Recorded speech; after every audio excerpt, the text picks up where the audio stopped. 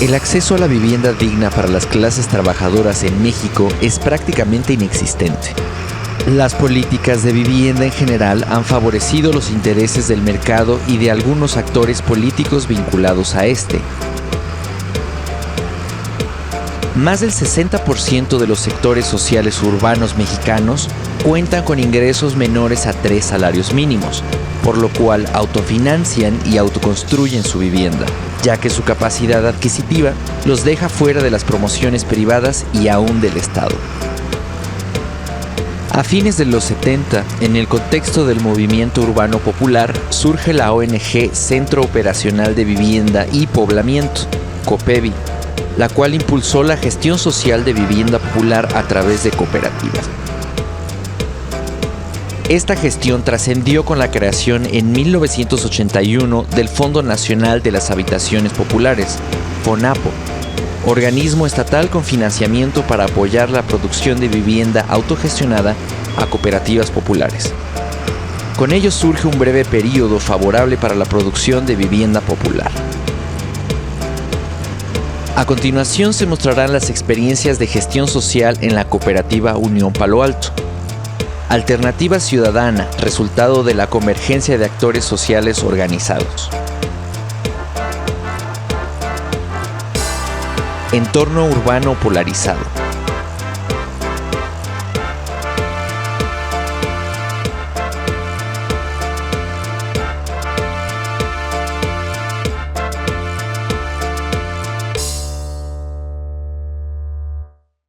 Esto empezó porque todo esto que ahorita ven poblado, pues ahora sí que estaba despoblado.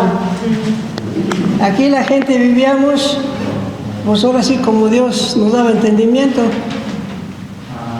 Aquí no había servicio de drenaje, aquí no había nada. Los habitantes que estábamos era porque aquí unos señores que se llaman Ledesma explotaron el terreno. Entonces la gente que emigraba, en su mayoría de Michoacán, a otros puntos de la República, pero en su mayoría de Michoacán,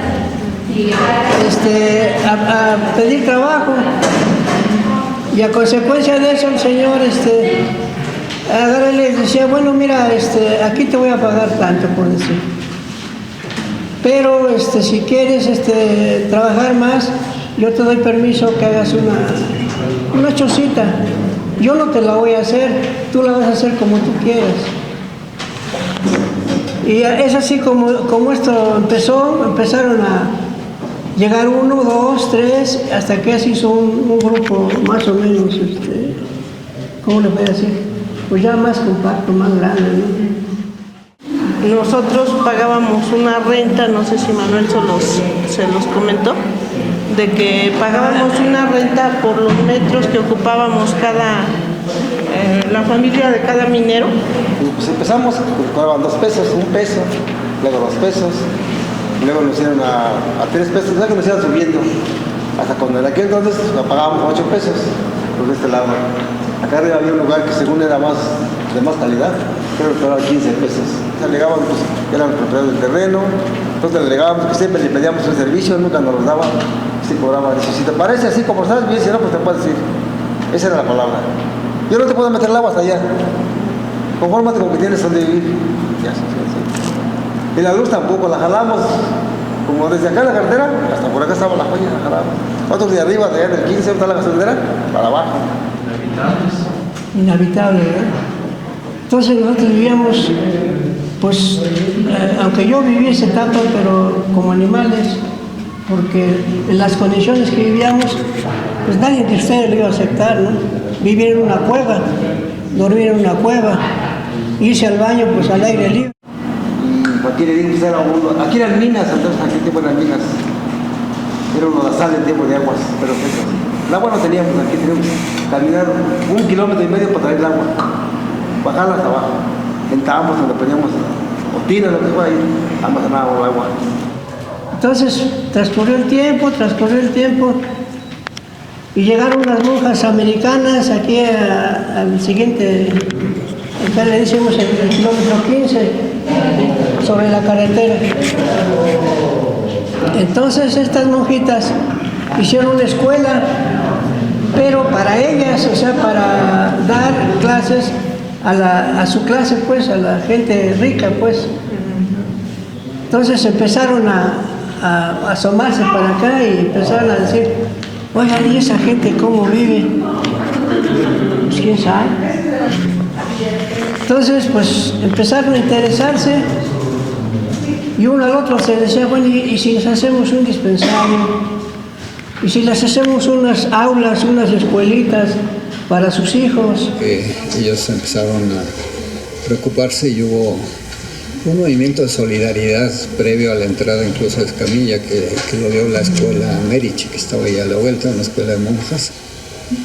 Y muchos de los ricos que vivían ahí, creo que tenían sus hijos ahí, pues las señoras que trabajaban ahí eran las que les lavaban la ropa, las que le ayudaban con sus niños, etcétera, ¿no? Entonces había una relación personal ahí que llevó a que ellos se solidarizaran. Y por otro lado, las monjas le pidieron al Secretariado Social Mexicano, que era de la pastoral social de la iglesia, en ese momento, que les ayudara. Y entonces fue que entró Escamilla. El maestro bajó, ya empezó a vivir con la gente. ¿Y tú qué piensas? Nos preguntaba, ¿tú qué piensas? ¿Cómo ves todo esto? No, pues nosotros estamos conformes así. ¿Cómo puede ser posible? No, pues sí, no tenemos dinero, no tenemos nada. No, dice, pues es que esto tiene que mejorar. Yo voy a venir, voy a estar con ustedes, avísenle a más gente, reúnanse a más gente y empecemos a trabajar. Es así como se empezó todo esto, la gente empezamos, oye, fíjate que va a haber una señorita, así, un maestro que nos va a ayudar, y que muchos dicen, no, estás loco, que no, pues que sí, no, y otros que sí, otros que no. Entre jaloneos, total, que se fue compactando el grupo. Y ya fue un motivo para que ya la gente empezáramos, por así que, a despertar, por decir algo, ¿no? El profesor Escamilla, junto con dos trabajadoras sociales que nos habían contactado el colegio con la comunidad, ellos iban a recibir un apoyo económico por parte del colegio, ¿no? Y de esa comunidad de religiosas y eso. El profesor, al hacer un diagnóstico de la comunidad, se da cuenta que no necesitábamos un dispensario, ¿no? Sino vivir como la gente. Y entonces él dice, no, pues no se necesita un cheque, y a esta gente no necesitamos darle el pescado, sino enseñarla a pescar. Y entonces él nos propone a empezar a organizarnos. El maestro le decía, pues es que esto lleva tiempo, lleva años, necesitamos ir a las dependencias, descubrir cómo está todo esto, ver en realidad cómo está el terreno. Me dijeron, pues mire maestro, como ustedes quiera decir, ya había pasado, ¿qué será? Unos 2 años. Pues nosotros ya no podemos más. Lo que pudimos hacer ya lo hicimos y ya no hay dinero. Así es que esto se levantó y dijo, yo con dinero y sin dinero voy a seguir todo esto mismo. Porque un dispensario, una escuela no remedia la situación de estas personas. Ellos necesitan vivir como ustedes viven, dignamente, en una casa, pero una casa que tenga, aunque sea humilde, pero que tenga todo lo indispensable, todo lo necesario. El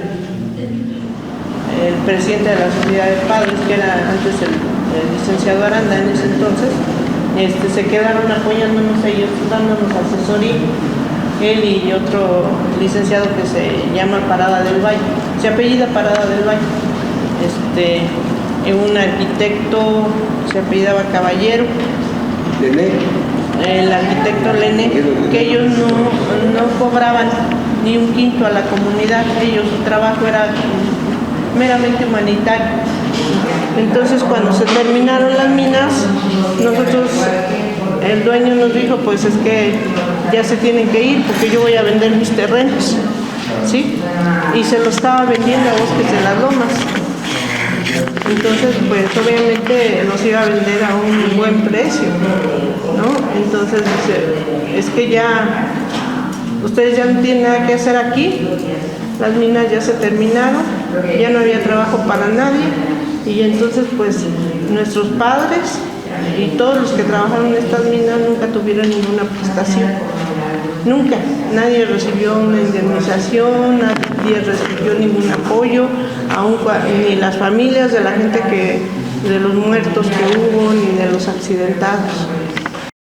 Pues no nos vamos por el tiempo que la mayoría de nuestros padres o abuelos o familiares pues aquí habían dejado los mejores años de su vida, ¿no? Entonces decidimos que no nos íbamos. La gente decía, pues nosotros no tenemos nada, pero pues queremos aclarar todo eso. Ahora, si tenemos que pagar renta, le vamos a pagar a usted, pero con bases, ¿no? No nomás le vamos a aventar dinero así. No lo tenemos, pero tenemos el deseo de vivir, y por vivir tenemos que pagar un lugar donde estemos, ¿no?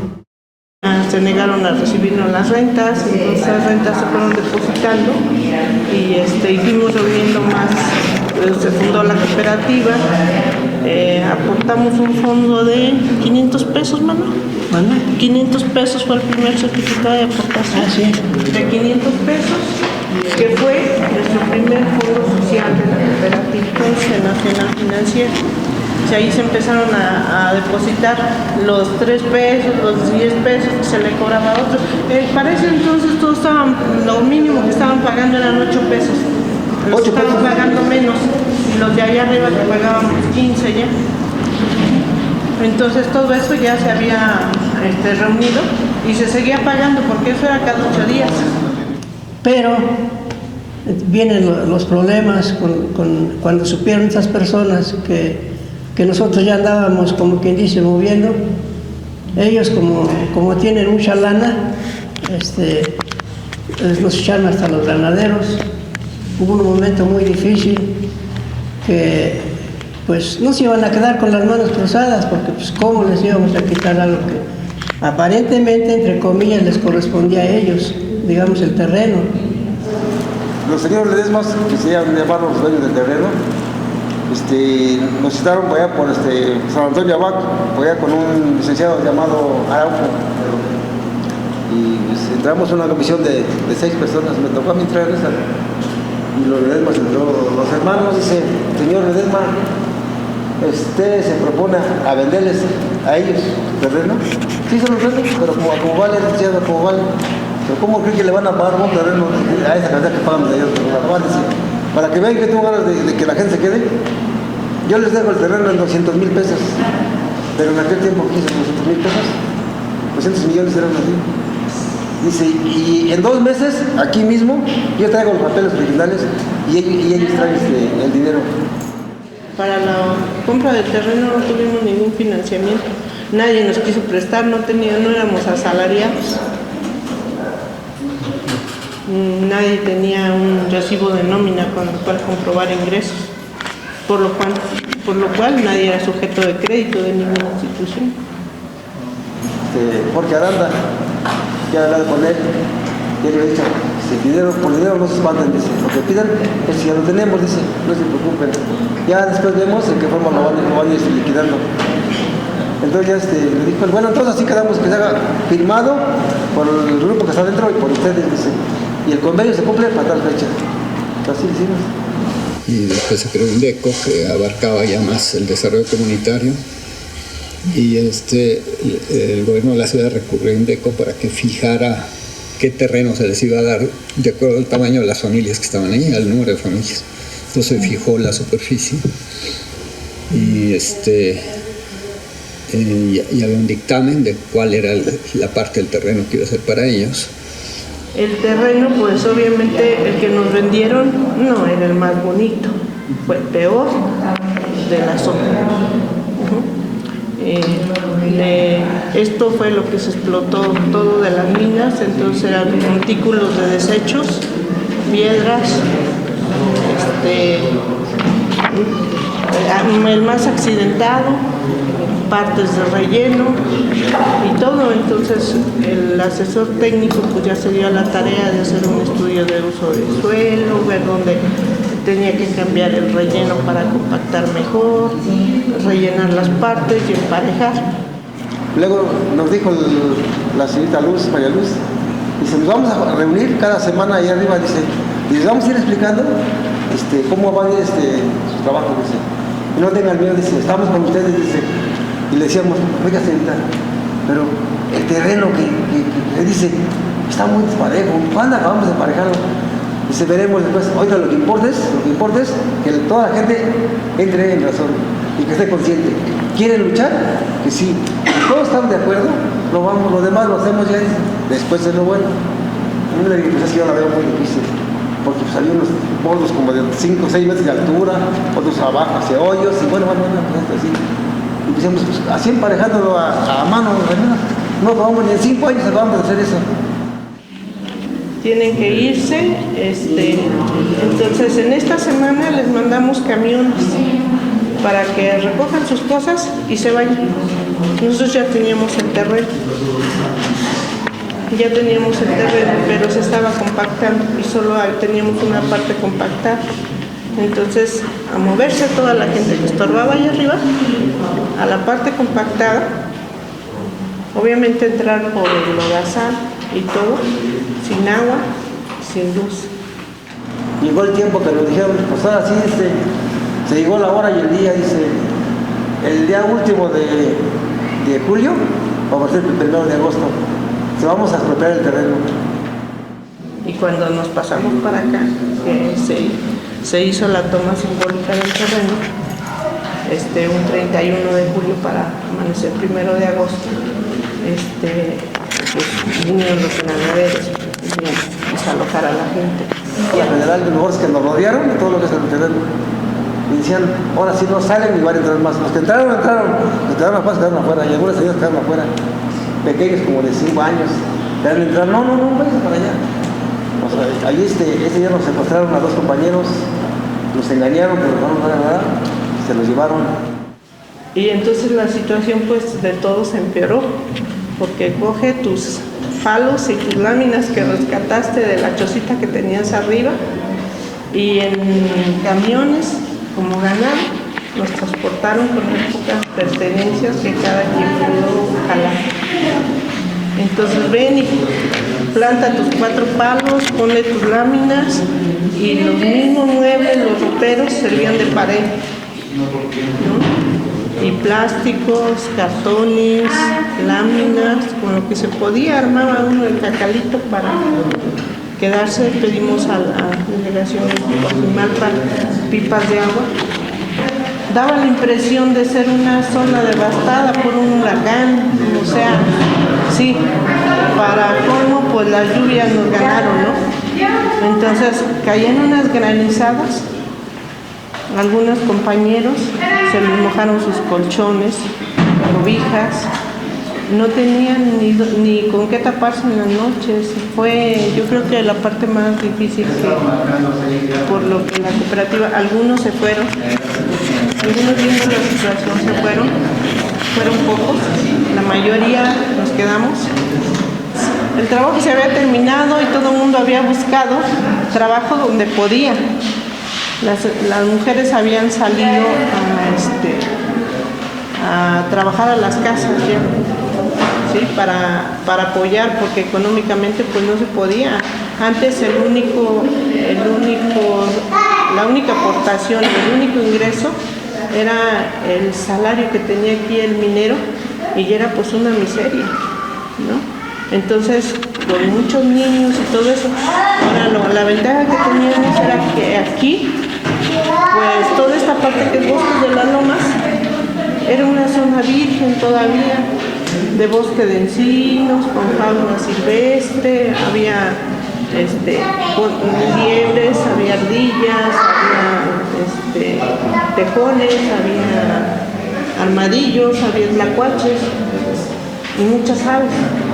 Entonces se daban muchos hongos, nopales, y bueno, en los paticitos de la casa la mayoría sembraba nuestros padres sembraban o sembrábamos después nosotros algunas calabazas, chilacayotes, algunos quelites.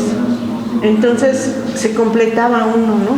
Complementaba el alimento, pues se iba uno pasando la barranca, lo que es ahora la avenida Tamarindos, era una barranca muy profunda. Y cruzaba uno, brincaba la barranca por un puentecito que había y bueno, se iba uno a traer nopales. Esto lo aprendimos con el profesor y él en una de sus enseñanzas nos enseñó a no crear líderes, porque entonces el trabajo lo hace el líder. Luego ya tenía mucho conocimiento de trabajo con la gente, mucha conciencia de cómo hacerlo. Lo que buscaba es que la gente tomara el control de ese proceso. Y para eso había que primero tomar conciencia de por qué estaban en la pobreza, porque estaban en esa situación. O sea, ese es un punto clave, tomar conciencia de por qué estás en la situación.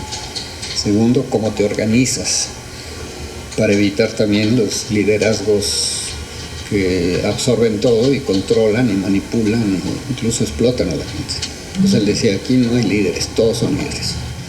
Él lo que nos insistía mucho es que no cayéramos en eso, porque el día que el líder se fallece o se va, el trabajo se queda tirado y todo se desintegra. Entonces que todos teníamos que participar igual, todos teníamos que ser como uno solo, como una organización compacta, sólida, donde el día que faltara alguno de nosotros, pues el trabajo no se paraba, ¿no? Muchos de los compañeros, cuando se firmó el acta constitutiva, si ustedes pudieran ver una copia, está llena de huellas digitales, porque había muchos compañeros que no sabían leer ni escribir, y otros que, bueno, en su mayoría, no sobrepasaba el nivel de segundo de primaria. Escamilla, y un poco con alguna asesoría nuestra también, llegaron a definir una propiedad colectiva, no individual, y es lo que les ha permitido quedarse ahí como cooperativa. ¿Sí? Es una forma de propiedad que está de alguna manera inspirada en las cooperativas de ayuda mutua de Uruguay, que son cooperativas de ayuda mutua y propiedad colectiva, más bien lo que llaman ellos uso y goce. Entonces, en la propiedad hay como tres partes, ¿no? La propiedad absoluta, el fruto de la propiedad y el uso de la propiedad, ¿no? El goce de la propiedad. Entonces, lo que son propietarios a ellos es de esa tercera parte, del uso y goce de la vivienda, pero no pueden especular con ella. O sea, no entra al mercado. Si la tienen que vender, pasa a través de la cooperativa para poderla vender. Entonces hay un control para evitar que se meta gente de otros niveles económicos que revientan el proceso. Nosotros tenemos una escritura global por la compra de todo el terreno. Tenemos propiedad comunal. O sea, nadie tiene un título de propiedad. Tenemos un certificado de aportación que es el que nos avala como socios de la cooperativa, el cual nos da todos los derechos y también nos obliga a todas las obligaciones que se tienen con la cooperativa. Llegamos a compactarnos, a conocer gente, a saber desenvolvernos ante las dependencias, porque nos preguntaban, nos abordaban. La primera vez que fuimos al departamento en el Zócalo, ¿cómo se llama el departamento qué? ¿Central? En el departamento del Distrito Federal. Allí fuimos todos. Y nos decían los que están ahí, los que vigilan, yo quiero decir policías, pero no son los que vigilan, y decían, a ver, sálganse por favor, desocupen de acá, dan mal aspecto ustedes, váyanse para allá, para afuera. No, pero es que venimos a ver. Entonces estaba el señor Sentíes en ese entonces, y le decíamos, es que queremos ver a Sentíes. El señor Sentíes estaba muy ocupado, no puede recibirlos. ¿Qué es lo que quiere? No, pero es que queremos verlo. Pues sí, no puede, vengan mañana. No, pues ¿cómo vamos a salir mañana? Algunos decíamos, ¿sabe qué? No nos vamos, y no nos vamos. y que nos arrastren, que nos sacan, arrastren y que nos saquen, pero no salimos. Y ahí estuvimos gran parte del día, hasta que por fin el Señor dice, es que no va a salir, pues tiene que salir, si está aquí tiene que salir. Y ya, ¿qué sería? Llegamos como a las 9, 10 de la mañana, eran las 5 de la tarde, ya sin comer, pero ahí estábamos, esperando. Quiso, ¿no? El Señor salió y nos lo abordamos y ya le dijimos, se empezaron a interesar, estaba un secretario, no sé qué era, que se llamaba Castro Brito. De ahí nació, de que cada dependencia que nos hacíamos presentes, nos tirábamos en la calle, tapábamos totalmente. Sí, nos acostábamos ahí, las señoras, señores ahí parados, o agarrarnos de la mano, todo eso, no dejaron pasar. Quítese que pasan encima de nosotros, no podemos quitarlo. La cooperativa es una herramienta organizativa para poder tener legalidad, pero ese no es el propósito fundamental. Para él lo fundamental es la organización social. O sea, lo que le da, o sea, la otra es la forma legal que se da esa organización social, pero él trabajaba más a base de asambleas que de una estructura muy formal. Aprendimos a organizarnos, aprendimos a hacer un acta, aprendimos a dirigir una asamblea, aprendimos a hablar ante la gente. En esa época no había ningún organismo público que financiara una cooperativa, ¿no? O sea, estaban financiando conjuntos a los sector privado que producía para sectores medios. Entonces esta gente no tiene financiamiento público. Además, por todo el problema que había, pues estaba en una situación de, a pesar que ya les dieron la tierra y todo, y tenían instrumentos legales, pues no había un reconocimiento a una forma de propiedad colectiva. Incluso hoy estamos igual. El profesor todavía con las trabajadoras sociales estuvieron viendo y nos consiguieron el primer financiamiento, que fue un financiamiento muy, muy chiquitito. Fue como para 90 casas, 80 pies de casa, que esto quiere decir que es lo mínimo habitable, y eso en obra negra. Después se dijo, bueno, tenemos algo de dinero para materiales. ¿Por qué no pensamos en qué materiales podemos hacer en el sitio? O sea, usar ese dinero para generar trabajo, o sea, para pagarle a gente de ahí mismo que pudiera producir algunos materiales y ahorrarnos el transporte. Entonces vimos que se podía producir, teníamos una máquina en Valle del Mezquital que habíamos comprado, la trajimos y las prestamos. Y ellos montaron un equipo como de 7 gentes para producir sus tabicones. Casi todas las casas fueron hechas con ese tabicón, con esos tabicones que ellos hacen, ¿no? Se montó también una fábrica de puertas y ventanas.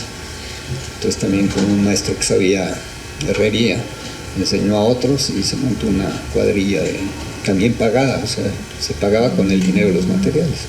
Pero entonces estabas fortaleciendo la economía de la gente. Por otro lado, estabas generando materiales más baratos. Y entonces nos faltaba la construcción de las casas. Y ahí no había dinero. Entonces dijimos, pues no hay dinero. Ese dinero lo tienen ustedes. Ustedes definen cómo lo pagan. Pues vamos a dar cuotas. Pues lo primero es que el dueño del camión de volteo dijo, pues yo puedo dar tanto de cuota y nos tardamos tanto tiempo, porque les preguntamos cuántas cuadrillas de albañiles pueden ustedes financiar a la semana con sus cuotas, ¿no? Entonces la asamblea discute y llega a una cosa muy sabia, es decir, bueno, el que pueda poner el dinero hoy, que lo ponga. El señor del camión que le decía que lo podía poner, ponlo. Y la señora, esta viejita, se tarda 3 años en ponerlo, pero se tarda 3 años. Y fijaron un monto único, igual para todos, pero que unos lo integraran más rápido que otros. Otros decían, yo puedo integrarse en 6 meses, yo puedo en 2 meses, yo puedo en 1 año, yo puedo en 2, pero eso implica todo un trabajo social a través de eso. Y luego también la otra parte que se hizo ya fue con este compañero uruguayo que nos colaboró en el diseño de las casas. y en la parte ya de construcción. Traía experiencia en las cooperativas uruguayas, es un técnico de primera. Entonces nos íbamos juntos a las asambleas a discutir estas cosas, ¿no?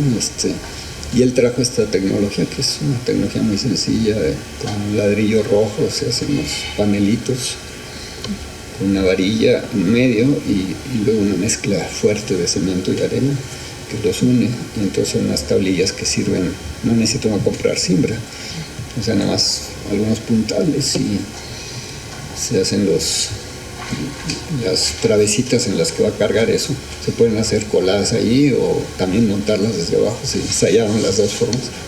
Pero los panelitos se montan arriba y luego ya se puede caminar arriba de ellos y colarle una losita muy delgadita para unirla. Lo que se pueden hacer eran los albañiles. Ellos sabían colar y treparse los andamios con botes de 40 kilos y vaciar en una losa única. Dicen que se iba a caer, hubo que demostrarles que no se caía. A pesar de que era difícil para nosotros como mujeres trabajar, ver niños, hacerse cargo de la casa, venir a las asambleas y todo, pues el trabajo de las mujeres aquí fue determinante para lograr esto.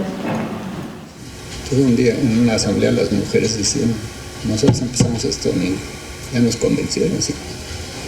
Las mujeres las que empezamos.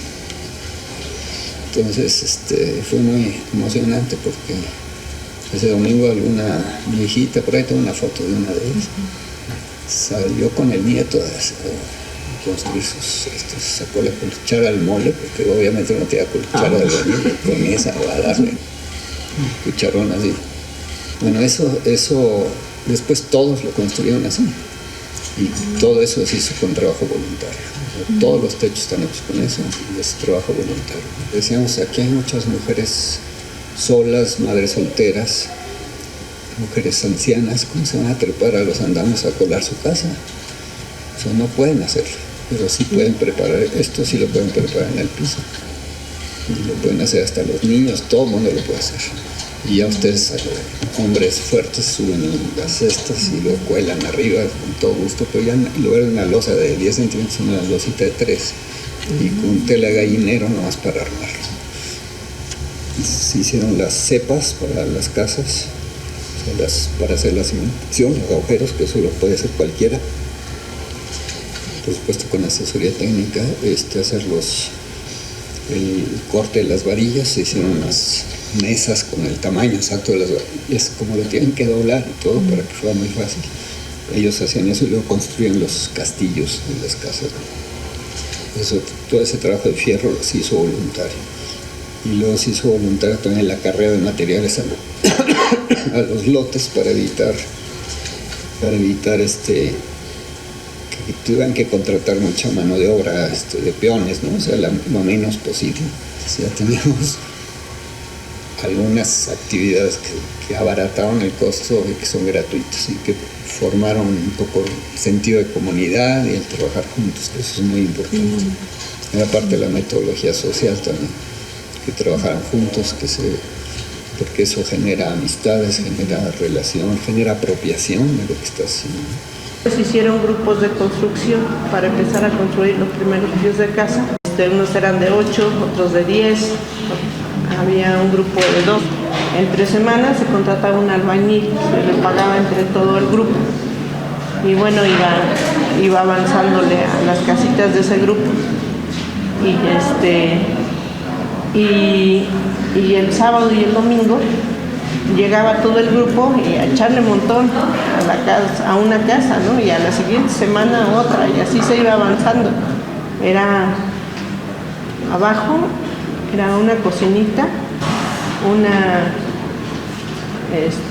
otra piececita para sala o comedor, que la mayoría lo usábamos como comedor, y un bañito. Y arriba podías hacer o una recámara grande según tus necesidades o 2 chiquitas. Y se hicieron como manzanas, pues. Precisamente aquí es donde entra el arquitecto Ortiz. Ortiz fue una de las gentes que en ese terreno trabajó bastante. El trazo es un trazo que también estratégico, evitar que fuera un lugar de paso, para evitar que tuviera presiones entre los lugares ricos. Entonces tenía que tener cierta autonomía el espacio, evitar que fuera un lugar de tránsito. Entonces, si ustedes se fijan, no hay una calle que vaya lado a lado, sino que es como una Z así para poder entrar. Y luego son callecitas chicas. Entonces, y no va a ningún lado, o sea, se queda encerrado en sí mismo, ¿no? Pero es una estrategia territorial, o sea, hay un planteamiento estratégico. Estamos trabajando otra, también con Escamilla en el Estado de México, la Roma. Entonces estamos trabajando las dos, nada más que ahí la pelea no era contra un privado, era contra el gobierno del Estado, y ahí la perdimos totalmente.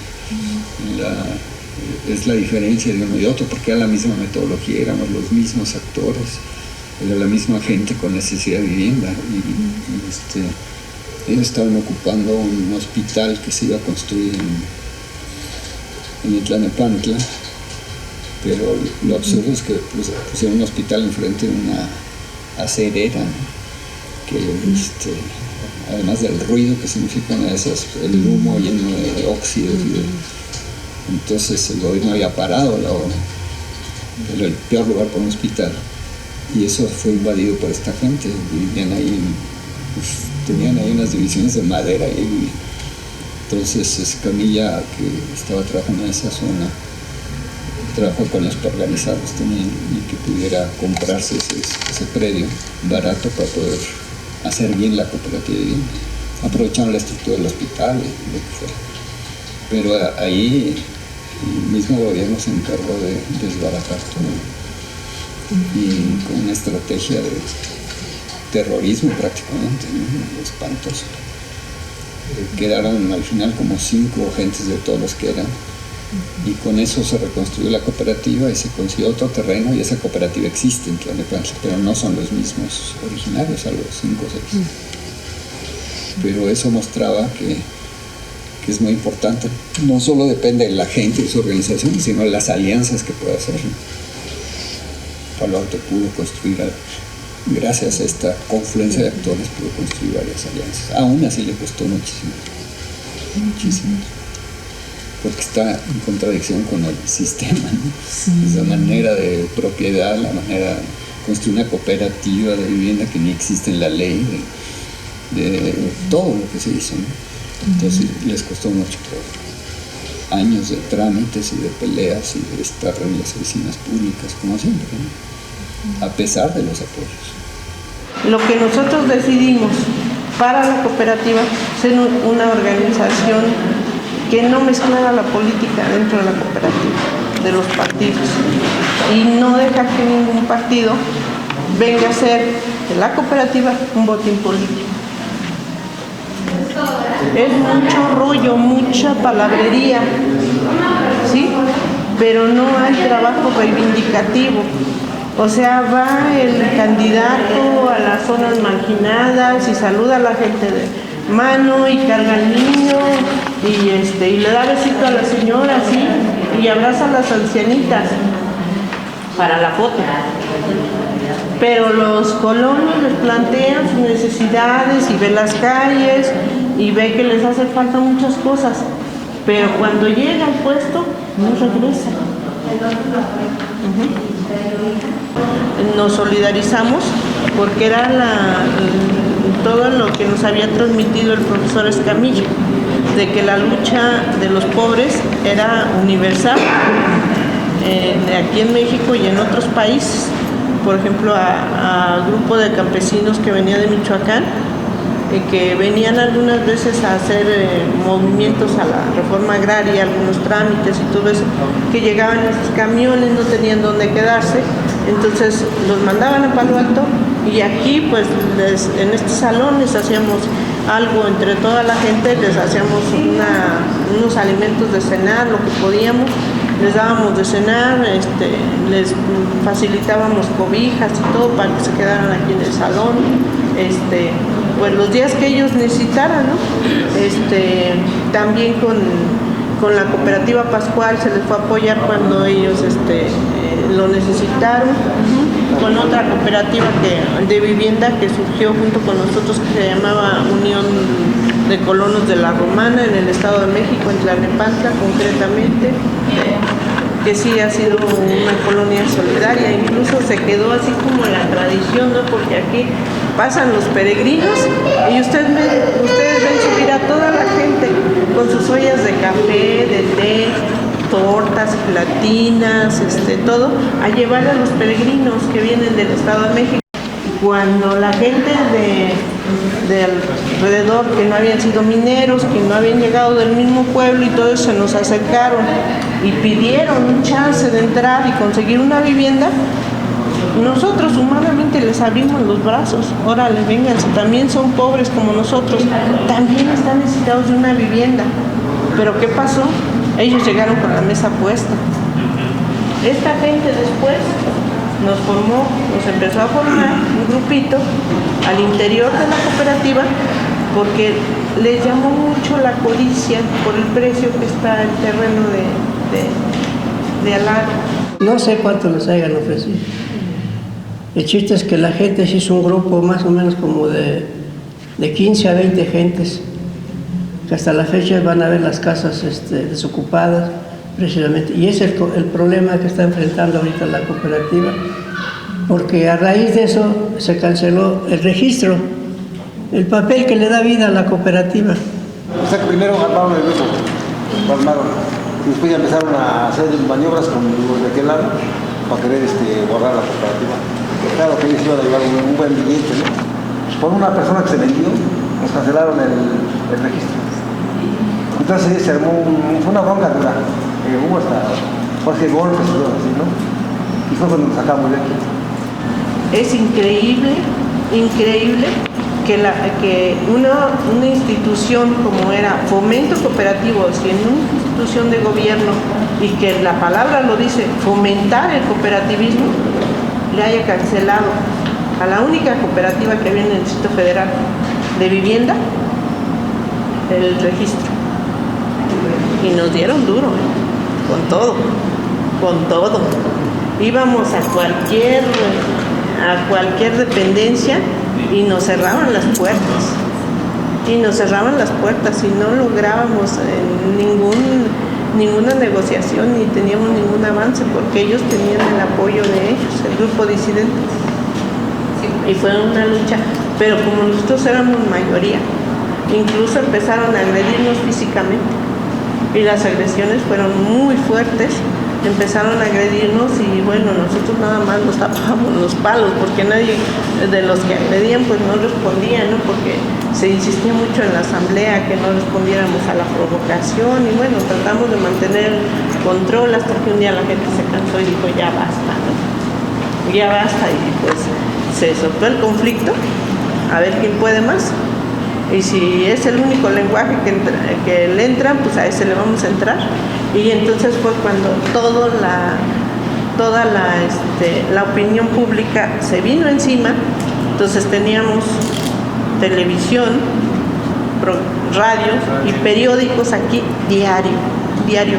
Y fue la única manera que dejaron de molernos. Para esto estaba en el sexenio de ¿quién sería?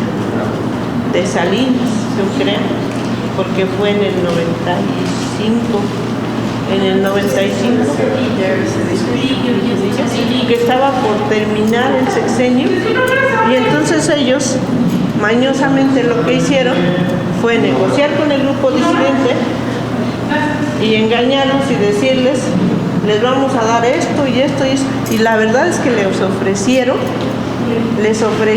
las perlas de la Virgen, porque nada más les digo que les ofrecieron un terreno aquí en el kilómetro 16-17, por el 17, donde están construidos edificios que dan al área de Santa Fe, y lo rechazaron. Se dieron el lujo de rechazar.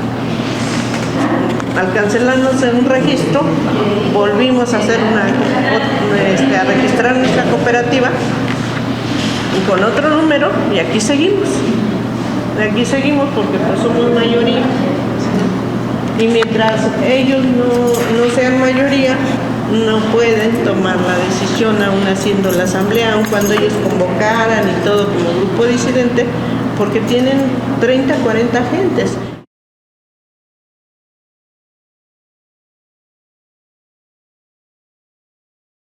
Yo aquí de lo que tengo de edad, tengo aquí en este barrio. Le digo que hay gente que es así, pero... Sí, yo aquí tengo desde esa edad, yo conocí desde que estaban las minas. Ya cuando llegamos nosotros ya habían empezado. Todo eso de ahí, lo que baja allá eran barrancas, sí, eran barrancas feas. Pues todo esto eran minas de arena, eran cuevas.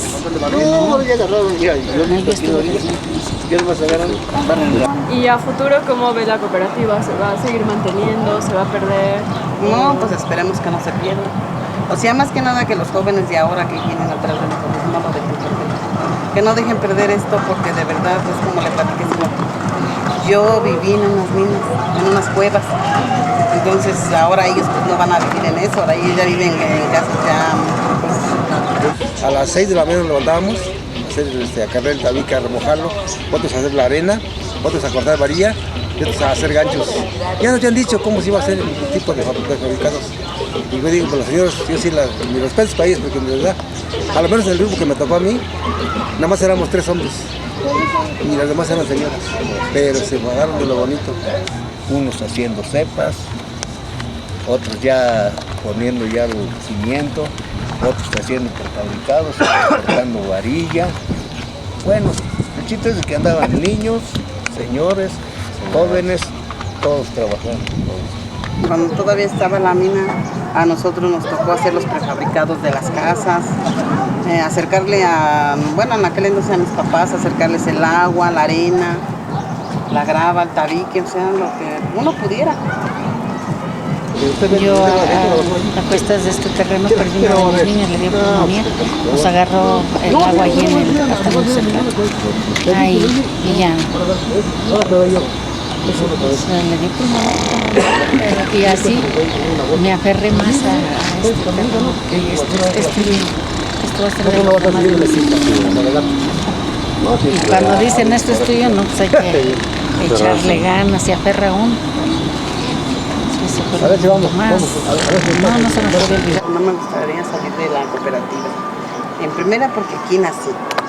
Y las comodidades que yo tengo aquí no las voy a encontrar en ningún lado, ni con todo el oro del mundo. ¿Por qué? Porque aquí hay tranquilidad. Aquí hay amistades desde muchos años desde nuestros padres nativos. Entonces no, ni por todo el oro que me vinieran a ofrecer, yo no cambio mi cooperativa. Les voy a decir que aquí es como una familia. Así es. Porque hemos convivido todos unos con otros. Eso es lo bonito, que no se acaba. Y la tranquilidad que tenemos.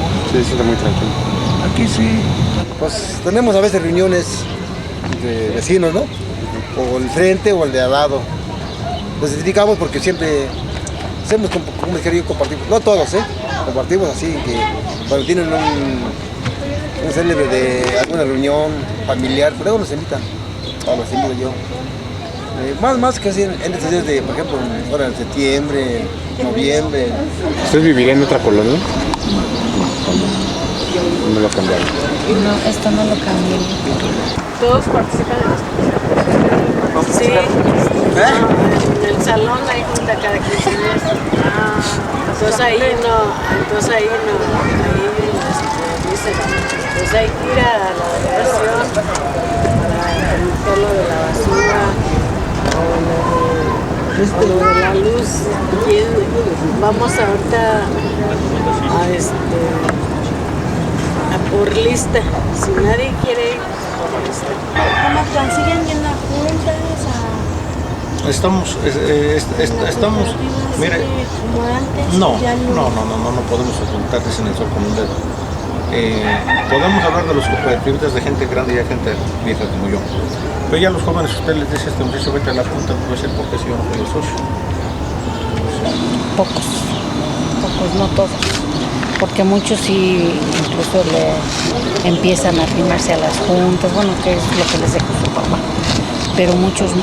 Muchos dicen, mejor me voy porque no les gusta el trabajo. porque aquí es de trabajo. Esto es de trabajo. Para los jóvenes, pues tenemos principalmente el deporte, ¿no? Para los jóvenes y otras actividades que tienen ellos aquí, bailes, Pues tienen su sala de compras, su sala de gimnasio, su campo de fútbol, su salón donde pueden convivir cuando hacen sus fiestas.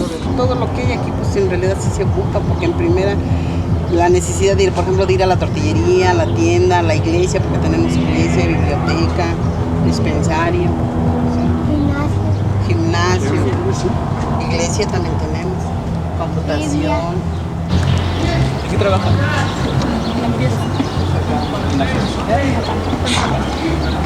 ¿En el pantalón? Y aparte de, bueno, de ya en Palo Alto, van a conocer otros lugares. Aquí en Palo Alto, ¿qué tipo de espacios para ustedes son de su mayor interés? O sea, ¿qué les interesa? El consultorio. Módulo de seguridad, ¿Qué lugares ¿Tienen que salir frecuentan? de Palo Alto o aquí tienen algún lugar donde se reúnan los jóvenes? nada más el salón de fiestas. El salón de fiestas, bueno. ¿Y hay muchas fiestas? De vez en cuando, casi no, últimamente casi no. ¿No? Igual los policías no hay problemas de aquí, porque luego igual se meten extraños o luego ha habido gente que se mete a checar a los niños a tomarlos fotos y les va a a los de porque le están pegando, por ejemplo, el esposo a la muchacha y les dicen, ¿qué pasa a la seguridad? Y aquí, a diferente manera, ha habido gente que nos viene a ayudar. Ya sea en juguetes hacia los niños, como ahorita en estos días que también vienen, o vino también unos jovencitos de la escuela de aquí abajo que creo van a ser médicos. Pues van a hacer su tesis aquí. Shakira, no, o sea, también eso es ayuda, porque sin cobrar nada van a venir a hacer su tesis, van a darle a uno como consulta y para que ellos también sin salida adelante ellos también. ¿Cuáles son ¿Relaciones? sus relaciones? Ajá, así como lo ven estos fraccionamientos que cree que en algún Nos van a comer. se los van a comer. Es como una amenaza. Es como una amenaza. Es una amenaza, pero lo podemos considerar hasta como un mal necesario. Un mal necesario por el sentido de que a lo mejor si no estuvieran ellos estaríamos quizás como Iztapalapa, que no tienen agua, no tienen seguridad, no tienen muchas de cosas. Y aquí no nos falta el agua de unos 2 días, como ahorita están haciendo una obra muy grande aquí en Villadante, nos lo están limitando. Pero si nos falta el agua a nosotros, les falta bosque, si les falta bosque, les falta reforma, si les falta reforma, nos falta más abajo, o sea que estamos asegurados en ese sentido. Y de seguridad, hasta últimamente entra la patrulla como si se le diera la gana en su casa, ¿no? Porque antes nos tenía que avisar el jueves, oigan, fíjense que el sábado va a haber una redada, lo que le llamamos las culis. Aquí cerca tenemos puras colonias que sí, no hacen ese tipo de fiestas como hacen, digamos, en Pueblo, Coajimalpa, Chimalpa, que hacen unas enormes fiestas. Pues aquí tenemos colonias de pocos colonos, pero no hacen ese tipo de movimientos, ¿no? O sea, pero sí tenemos amistad con ellos, ¿no? Tenemos cierta amistad como colonos y pues algunas veces se ha hecho algunos acuerdos con ellos, algunas cosas, ¿no? Algunos tratos, como con nuestros señores de aquí, ¿no? Pero creo que nuestros vecinos hasta cierto punto son buenos. ¿Tienen comunicación con otra comunidad, con otra colonia? Con, no sé, los colonos de Santa Fe, por ejemplo? No. ¿Con alguna otra? Nada más está Palo Alto que está aquí arriba subiendo. Esa es otra. Es la que están juntas nada más. ¿Palo Alto? Esta es cooperativa Palo Alto y arriba es Palo Alto. Pues para mí no hay distinción porque nos vemos como hermanos, porque todos nos conocemos. Nuestros padres fueron de Michoacán y ahorita los que estamos somos los hijos, porque hay muy poco pionero. Los que expropiaron estas minas de ahí, hay muy pocos. No era coraje, no era pleito, era emoción que teníamos. porque teníamos quien nos respaldaba. Entonces, Las actuales generaciones de Palo Alto son las herederas de los objetivos logrados por los pioneros y los primeros colonos, aun cuando no vivieron las etapas difíciles de trabajo, obtención del terreno, amenazas y participación en acciones de grupo. La concepción autogestiva, altamente valorada por la Unión de Colonos, realizada a través de la organización, la participación social, la confianza e identidad colectiva y la conciencia de clase, fue fundamental para el logro de objetivos ciudadanos propios para acercarse a una vida digna en la ciudad.